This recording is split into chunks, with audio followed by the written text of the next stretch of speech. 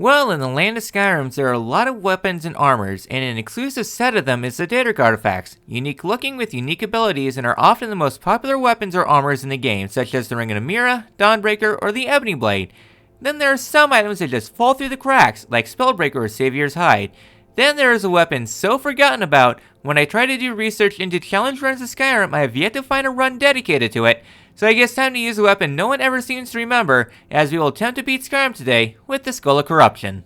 So what exactly is the Skull of Corruption? It's a magical staff that shoots out an energy ball that does about 10 damage. Sounds very weak, but it is empowered when you use the staff on a sleeping person, as it gives you dreams to shoot out that does 50 damage. Okay, that is a little bit better. You get 5 dreams for every suck, and since I want to have a run dedicated to every Daedric weapon, it is only inevitable I get to this weapon. As for the rules for the challenge, it is more or less self-explanatory. The only weapon I can use is the Skull of Corruption, and that is it.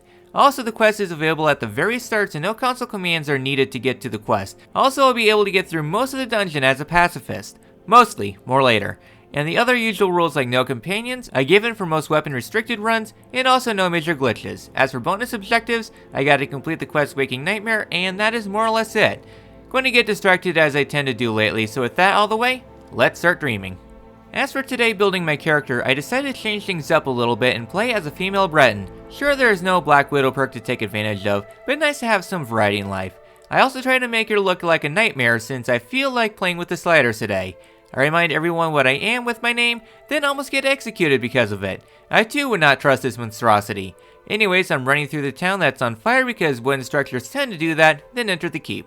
Going with Roloff, I hid in a corner and it seems I'm a master ninja today as they paid absolutely no mind to me. Either that or they want to pretend I don't exist and I'm just a coward. I grab my armor and also miscellaneous loot from their spawns, then begin the hike out of Helgen. I played things brief as I weaved around everyone's attacks, getting some stuff to sell for later, then hopping out of the cavern into the fresh sunshine. So my plan of attack is whatever my blank brain says is good. I hit up a bandit camp for a magical regeneration robe, which will help out for healing, grabbing the warrior stone to help out with my defenses, then booking it past Riverwood since I have nothing to do in town. I ran down the road a bit, avoiding becoming a Chewtway a couple times, then being a menace to society by ripping off Khajiits in Solitude and Markarth, then hit up Dawnstar last, then getting enough disenchanting so I have a free level up in reserve. Ready as I can be, I head into the inn where a restless mob is wanting to know why they can't sleep, and it isn't from the Elder Gods playing crappy pop music at 3 in the morning. Rather, Erender explaining that it's coming from a shrine to Vermina, and we're going to go clean it out. By we, it is going to be Erender exclusively. Near the door to the tower, I'm met by some lovely spiders, already starting out with nightmare fuel. Thankfully, Erender is enough to burn them alive. Inside the temple proper, the orc army is waking up from nap time, and since I can't do anything about it, it is up to Erender to take them out. He is a squishy mage and falls almost instantly, so I'd have to lead the orcs around in circles waiting for Erender to get up to do some damage before going back down once again. Inside the library, we are met with some mages, and Erender is kind of a weakling, so I have to lead mages around in circles once again. Once the room was cleared out, Erender took the knee many times during the excursion. I had to grab a book and give it to the Dunmer, who is so badass he can flip pages with the mace. Next up, we're going to need to grab a potion from the very next room. How very convenient. So it is more running around in circles and confusing pathfinding until Erender can finally put the orcs down for a nap. Then I can grab the potion, take a swig, and travel back in time and create a time paradox. Put everyone to sleep while lowering the barrier in the meantime. Then we can get further inside the dungeon. More and more orcs and devotees began to wake up from their naps, and the invaders proved to be way better than Erender, so I have to end up kiting them around for quite a while. One of them was a strongish orc invader, and I eventually get him confused when I stood on top of a doorway. Eventually the pathfinding gets lost and we all end up in the final room where 2 priests from the dream sequence start to attack. The orcs I have been leading all over the place were able to cut down the priests with relative ease, and eventually, after quite a while, Erender finally comes out on top. So now the run goes to die, because Erender is going to break the barrier and the skull, and since I kinda need the skull in one piece, I have to kill Erender. You could say I failed the run since I had to use my fist to punch Erender's lights out, or not since this is still set up to get in the weapon of the day. Your mileage may vary. Well, Erender does hit pretty hard, but that's what a level up is for. I punch a Dunmer over and over until he takes a forever nap, and I can claim the Skull of Corruption for myself. So now the run can truly begin. I then returned to Riverwood and wanted to get some quick sucks from the end, but Ognar was really not liking my weapon. I too would be very suspicious of it. I had to put it away. Couldn't find anyone sleeping around town, so I guess I could get started on clearing out Bleak Falls Barrow and getting the main story on track and trying out my new toy in the process. It, exists.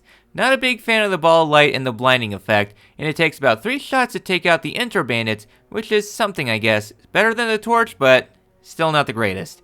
I extend this greeting of friendship to the bandits outside the barrow, where they took a dirt nap, and then I can begin the interior. Yeah, the range of the skull sucks, and I could not hit the bandits from afar, so I guess yet another weakness on top of the many others of the skull. Further instead, I wanted to see the outlaw die, but I must have farted and turned his attention onto me, and didn't have a sudden heart attack in the process.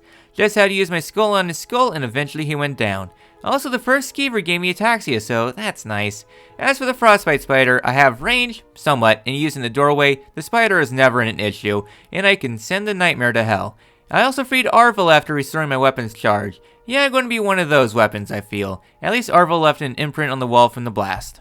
Deeper inside the dungeon, there is a Draugr, so time to use the weapon to its full effect now. Well, I failed on the first group, plus the weapon has no effect for Draugr getting out of the bed animations, so I guess yet another con for this weapon. As for the first Restless Draugr, I had good line of sight, and I could steal its dreams. Didn't know the dead could dream, but I got 5 dream blasts to knock its lights out, just had to use 4 of them.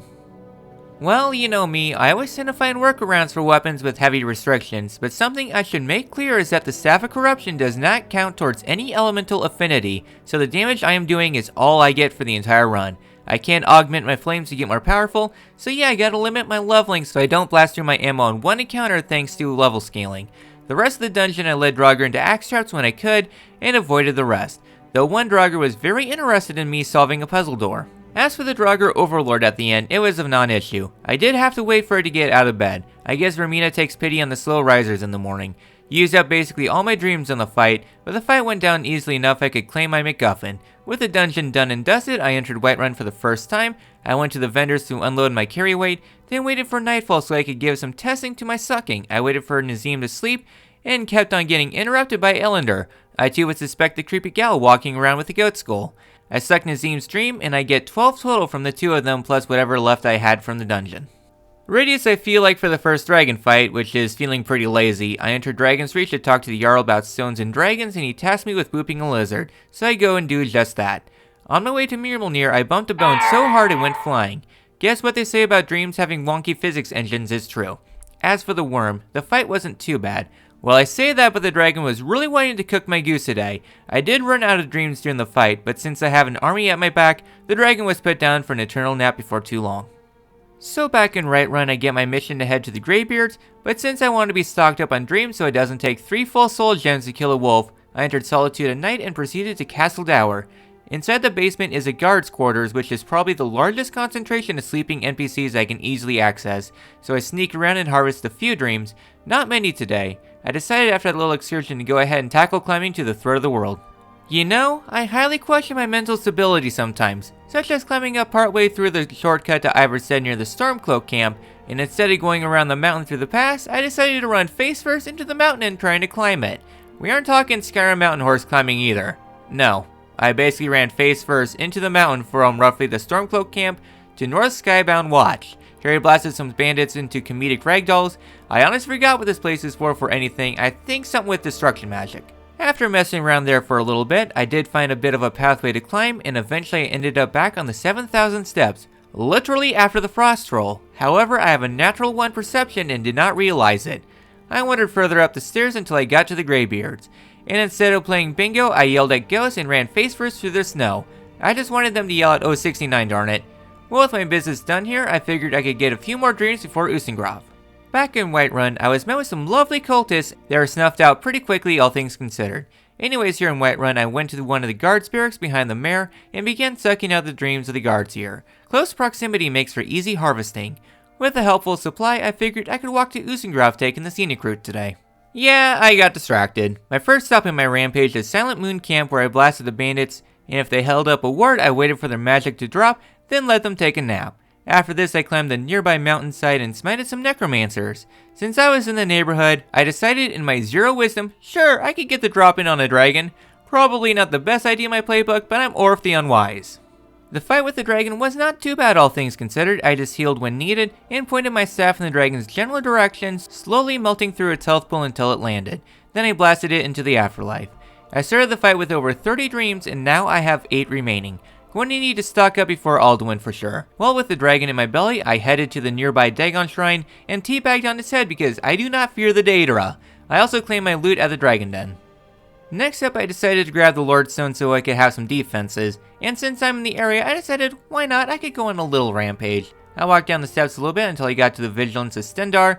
They get the railroad treatment today. When you think about it, they are pretty similar. You kill them for copious amounts of free supplies, they drop a lot of potions, nobody is essential, and the law does not care. And they all end up dead by the end of the game anyways, depending on your route. That sounds very demented come to think about it. Oh yeah, I also ran out of dreams halfway during my purification, so it takes quite a bit longer to take them all out, especially Corset. Also, please remember that name for later. Anyways, I come out of the excursion with a lot more potions to see me through most of the run. I left the house and killed the outside party, and the best part is, I don't get a bounty at all for this. I traveled to Dawnstar afterwards to restock on dreams, and the guards just don't give a damn. The Vigilants are that pathetic, I guess. I also visited the Jarl's chamber for ammo. I do wonder what he's dreaming about. Master. With some ammo in hand, I walked from the Lordstone to Usengraf, taking out some bandits and necromancers who just finished up with their mild disagreement. Also in my travels, I hit up Stone Hills. All the miners here were napping, so I reminded them that work starts in an hour and their energies now belong to me. Otherwise, not much happened on my way to Usengraf, telling the necromancer to dream on. As for the dungeon itself, not much was to be said. I wanted to conserve my ammunition for Salakanir, so I tried to sneak on through, but it did not work out. But the necromancers don't have much health to begin with, so they were down in a couple blasts. In the process, I did find out a bit of another downside to the skull. It does area effect damage to everyone caught in the blast, but the big thing is that it consumes 1 dream for everyone caught up in said blast, so I could end up using 3 dreams in 1 attack. And in the process, I used up 10 dreams clearing out the horde encounter and only a few blasts, so something to keep in mind. Otherwise, I just sprinted my way through the dungeon, taking a nice little shortcut so I can grab my big shortcut for later. I also failed at sprinting through the gates, but oh well. I sprinted past the nightmare fuel, I discovered the horn's textures were not loaded correctly in time for the game's launch, then I left the crypt to travel to Riverwood to get the ball rolling on the Blades arc with Delphine. Also, there was an Aurora Borealis at night. Weird time and place for it. Before losing 100 dreams to Salakanir, I thought I should at least refill my dreams first, so I traveled into the Windhelm Palace and blasted the guards here until I had 41 dreams to work with. More than enough, hopefully for a fight you get hard carried through anyways. I traveled on south and watched as the dragon gets a rude awakening, so I started blasting him. My DPS isn't the greatest, so I can't kill it before its scales regrow, but you can't win everything. I just continued to encircle its wings until Delphine joined in on the fun. As I talked to Delphine, I ended the fight with 18 dreams left, so not a good sign for things to come. Next up is the Thalmor Embassy, but before I introduce the elves to Mr. Sandman, I restocked in Castle Dower, walked out with over 50 dreams to work with. I returned to Riverwood to talk to Delphine, strip into my PJs for Melbourne, then started the embassy. Yeah, today I was the elves' worst nightmare. The splash damage is doing its work, and with the Lordstone and Breton blood, I would just laugh at their Sith lightning, and just wait for their guards to drop. As for the Solar, they all went down with ease. It was a blink and you miss it sort of excursion. The dungeon was also an easy blast at the Thalmor. When Melbourne came into the picture, my splash damage was hurting him and also draining my dream supply, but Melbourne picked up a mace nearby and it was lights out for the High Elves. Sadly, Melbourne didn't follow me out and was probably troll food. Oh well, I returned to Riverwood to progress to Riften, but not before getting followed by Embry into the basement. When I arrived in Riften, I immediately beelined it to Grillod. Instead of making her suffer from the children, I waited until she was alone so my splash damage does not disturb the youth. Trust me, it's Skyrim, there's way more worse nightmare fuel around. When that was done, I entered Riften's barracks and began refueling my staff. There were a lot of guards napping here, and I walked out with enough dreams for the Ratways at least. Speaking of rats, the plunge through the dungeon was pretty quick all things considered. The first group did hit somewhat hard, harder than the rest of the first section at least. As for the Thalmor, I just booked it past him and ran to Esbern, setting myself on to Vibrate. Once the lunatic is ready to go, I blasted the wizards that came on through the door. Thankfully, the group went down with relative ease and Esbern was able to put on the finishing touches. The group of wizards did follow me through quite a bit of the dungeon, but once they were alone I put them to sleep, but not before bonking a flame after Nargan had Esbern clean up that mess. Mission complete, we left the Ratways, but not before putting Shivari down for a catnap. Back at Riverwood we reunited the Blades, but since dialogue is long I gave Embry a hat in the process, and I was playing around putting pots on people's heads. Anything to speed up the dialogue, okay? Before going to Skyhaven, I decided now would be a good time to clear out Aftan, but first I needed to get a very good look at the wrinkles overtaking Septimus' face. Now that is creepy. As for my travels to Aftan, I came across a battle between bandits and vampires, and in the process of my purification I got the vampire disease, but that is what the blood of vigilance are for. Further along the pathway, I upset a couple packs of wolves and they were harassing me, so I had to use up a lot of my dreams to put them back down for a nap. So I don't have that many dreams for Aftan to work with as I would have liked, and since I don't want to restock now, I decided to just run through Aftan. Since I'm not having to fight anything today, it was a pretty quick jog. I do take the time to look at some dead bodies for soul gems. I'm starting to run low, but nothing was biting, so I continued on my merry way. Second room was more or less the same. Did you know that the sense of falling in a dream is associated with fear, anxiety, insecurities, and being overwhelmed, which does explain a lot, but thankfully I have a safety net to fall back on. The rest of the dungeon goes by with relative ease. As for Blackreach, since I wanted to preserve my weapon charges, I sprinted through the funky dreamland. I do think there was something in the shrooms. But before too long, I'm straining my brain on taxing puzzles before the Elder God sponsor me with toilet paper for my efforts. Once the business in town is done, I left from Markarth to head to Karspire. Nothing to note on my way there, just avoiding combat for now. When I got inside Karthwasten, I was hit pretty hard by the Forsworn here, but with patience until the ward was dropped, the Briarheart went down with ease, and I can move wrong in my sleep and open the way into Skyhaven Temple. Here I make an upgrade to my armor once again, get info on how to end the run, then leave the place to prepare for the final battles. I return to Whiterun to get resupplied, and it seems Yulin Greymane does not like me, so I guess no enchanted stuff from him today. The biggest thing I'm going to need to get is some dream ammo for Alduin, and since I'm going to need a lot of ammo for this, I decided to hit up a lot of areas first. I first go inside Dragon's Reach, sucking the sleep out of everyone here, and instead of harvesting Jorvaskr, I return to the Guards Barrack for quite a bit more ammo. Then I returned to Dawnstar to harvest from the Guards Barrack here, then came Solitude. So funny thing, in my mind I forgot to talk to the kid to start the Dark Brotherhood quest line, which would make sense since I fall asleep during it, but I decided while I'm in Solitude, I could do Lights Out. Why do I do it? I don't know about myself anymore. Starting from the embassy, I needed to head to the lighthouse, but on my way there, I did hit up a couple locations such as Broken Ore Grotto since I do need to head there as part of the quest line. Literally nothing of interest heading on into the lighthouse, and I climb on top of it to put out the fire. That is just asking for a shipwreck. I talked to Jari and came to swim to the Ice Runner. On my way to the Ice Runner, I run into the most bizarre interaction. Some hired thugs were coming after me to teach me a lesson for stealing, but they were swimming in water. Meanwhile, Slaughterfists were nibbling at their toes. I would be surprised, but I mean, this is Skyrim, and they weren't even fighting back. Eventually, the Slaughterfish had their fill, and I got the contract. The contract was from Karset, who is dead. I mean, this is Skyrim, I don't question this dream world. As for the Ice Runner, the crew was already slaughtered by the Blackblood Marauders. I wonder if that name should be trusted. I then talked to Dija. This is just a setup and I'm going to be taken care of. I put Dija out for an eternal nap, then I have to fight my way off the ship.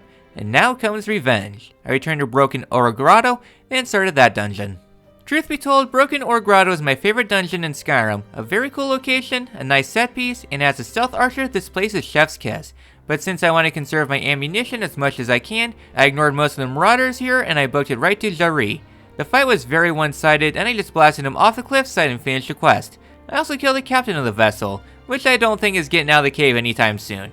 I claimed my rightful loot and began escaping the place. I also found Jari flatlined on a boat.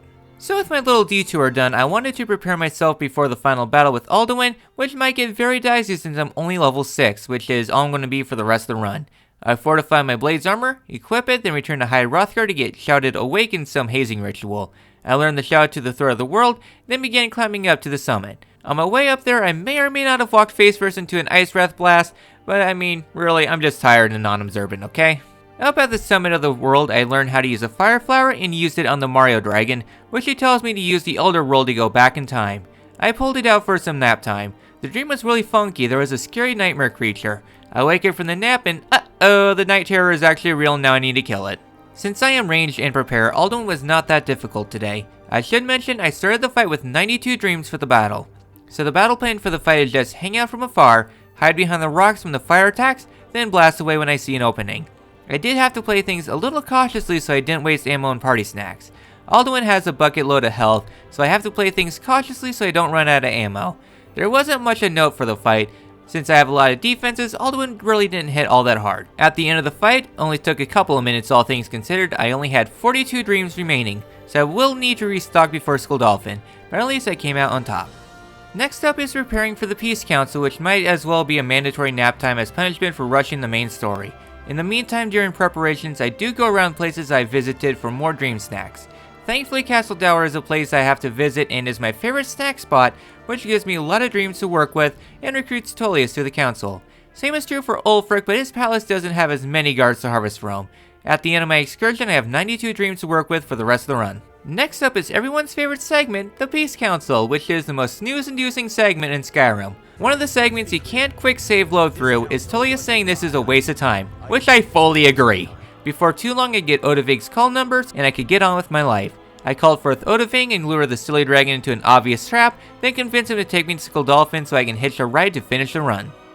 As for Skuldolfin, I wanted to conserve my ammunition through the dungeon since I have 3 required fights to get through before the end of the run, and my weapon loves to guzzle through ammo. Since I am level 6 at this point, I only have Breathless Draugr to contend with, which is pretty nice. They don't hit quite as hard as their higher level variants.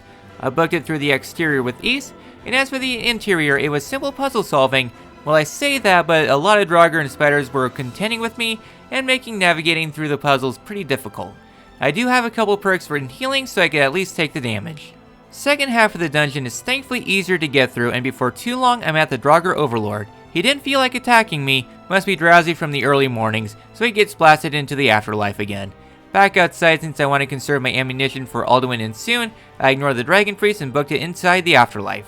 As for Soon, the fight was thankfully pretty easy. He does not have a lot of health, but he does make up for it by hitting like a truck. But with the powers of backing up slowly, I can stay outside his axe's range, and reminded of his Night Terror soon lets me across the bridge into the Hall of Valor, where I call my reinforcements for the final battle. We yell at Fog until the brain gets cleared up, which it was mine. So for Alduin, I ran into a small little issue, that being my little area of effect with the skull. So I'd blast at Alduin, and do damage to all my allies, so it'd often be a hazard to my compatriots, and they'll be taking the knee pretty often. And one use of the skull would end up using 4 dreams. I could have kept blasting at the lizard and still be okay, just having to use the 10 damage variant instead of the 50 damage, but I don't trust myself, so I brought Meathead into the fight. Once that happened, the fight was good as done. I let Braun take out the big scary dragon, and resumed blasting once he was next to death, taking out the big scary demon, and proving that you can't really beat Skyrim with the Skull of Corruption.